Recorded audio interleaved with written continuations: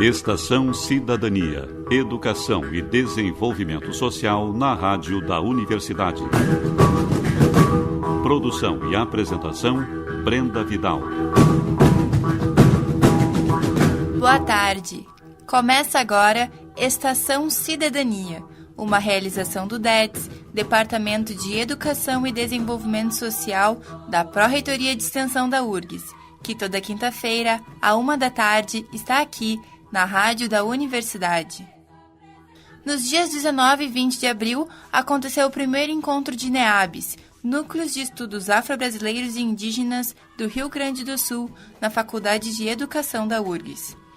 O Estação Cidadania se propôs a discutir mais sobre esse assunto, trazendo no programa de hoje a primeira parte da entrevista com o presidente da ABPN, a Associação Brasileira de Pesquisadores Negros, Paulino Cardoso. Fique conosco, Estação está no ar.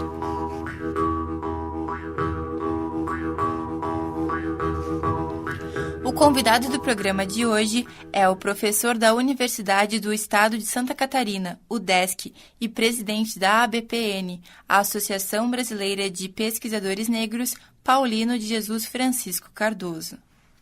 Boa tarde, professor Paulino. Boa tarde. Você poderia explicar o que é um Núcleo de Estudos Afro-Brasileiro e Africano, NEAB, e como essa estrutura surgiu e quais são seus principais objetivos? E dizer que os Núcleos de Estudos Afro-Brasileiros, eles são uma conquista, né, do movimento negro na universidade. Né? Eu acho que isso que ele é. Por que isso? Porque a nossa geração, né, é que a geração aí dos seus 50 ou mais, nós fomos formados pelo movimento negro nos anos 80. Nos graduamos nos anos 80, nos qualificamos nos anos 90 e assumimos os cargos de docência universitária. E quando nós chegamos na universidade, depois de todos esses títulos, toda essa caminhada, nós descobrimos que havia um outro tipo de racismo. Um racismo institucional, por conta da própria lógica da universidade. Porque a universidade, ela faz parte dessa estrutura de ensino, né, que, na verdade, ela é um instrumento de colonização, né, de europeização do mundo. Então, os nossos temas, as nossas experiências, as nossas questões não tinham lugar nessa estrutura universitária. Né? E, além disso, o racismo institucional também nos impede de ter disciplinas, de você ter espaço físico, bolsas, que você não é lembrado disso. Então, por conta disso, nós trouxemos da nossa experiência comunitária, né, trouxemos a nossa experiência comunitária para dentro da universidade, aglutinando outros membros da comunidade, sejam servidores, sejam professores, sejam estudantes, em torno da temática da luta pela igualdade. Né? Ou seja, você tinha estudantes que queriam pesquisar coisas, mas que não tinham orientador, ou tinham um orientador meramente formal. Né? E você tinha professores que queriam ocupar espaço. E foi em torno disso que se constituíram os núcleos de estudos afro-brasileiros. Né? Qual é o objetivo dele? Ele tem um duplo papel. De um lado, ele torna a universidade, tensiona a universidade para torná-la mais democrática e diversa. E de outro, ele é um instrumento de ação da universidade na sociedade. Então, ele permite que a universidade intervenha no debate público, tanto com a sociedade civil, os movimentos sociais, os diferentes movimentos sociais, como também com o poder público. Na verdade, ele faz, o NEAB é isso, ele faz um meio campo entre uma coisa e outra, por conta da legitimidade que a universidade oferece. Então, o nosso objetivo, o objetivo do Núcleo de Estudos Afro-Brasileiros é tornar a universidade e a sociedade mais igual, menos racista, mais plural, menos eurocêntrica, mas multicultural. Sim, e ele tem alguma estrutura específica? depende da capacidade de articulação das pessoas. Mas existem características do núcleo. Nós brincamos que existe uma diferença entre nós, dos NEABs, e os negreiros. A gente brinca com a ideia de navio negreiro, né? Então, ou seja, os negreiros eram aqueles traficantes de africanos. Um negreiro, hoje, é aquele acadêmico, na maioria das vezes brancos, que nos usa como objeto de estudo, mas não se importa com a nossa condição social, nem nossa, nem dos outros membros da diáspora e tampouco das populações africanas.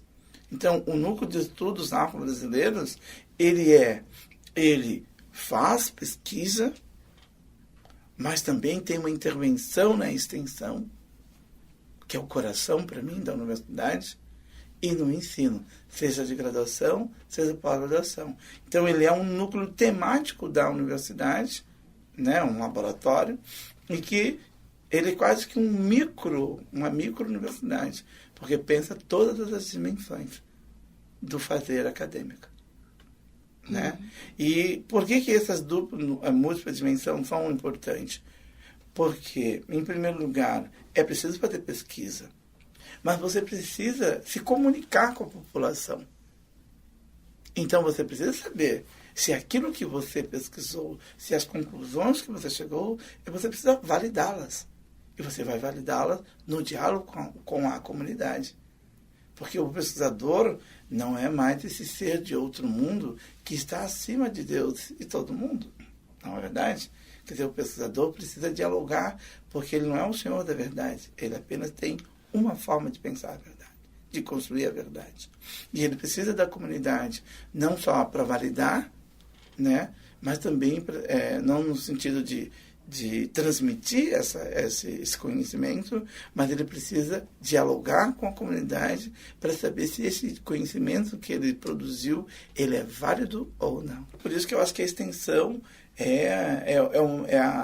no meu entendimento, a parte mais bonita do trabalho universitário. Porque a gente atende não uma pessoa, nem 10 pessoas, nem 50 pessoas. Nós atendemos milhares de pessoas.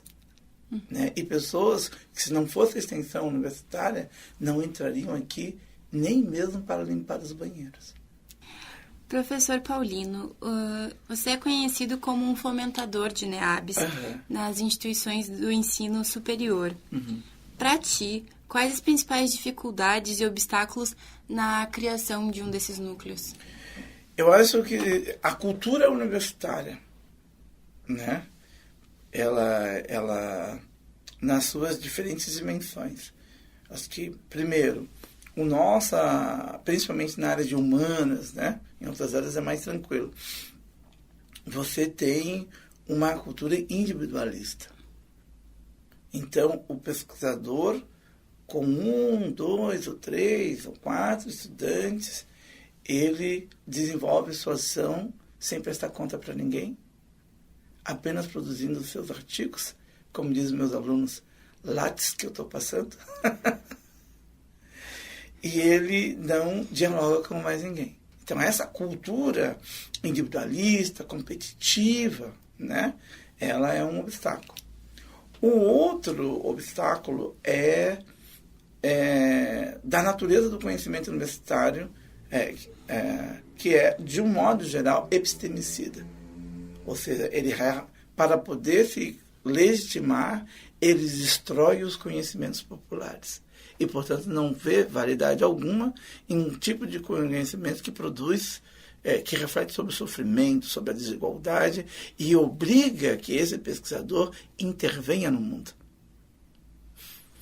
E terceiro é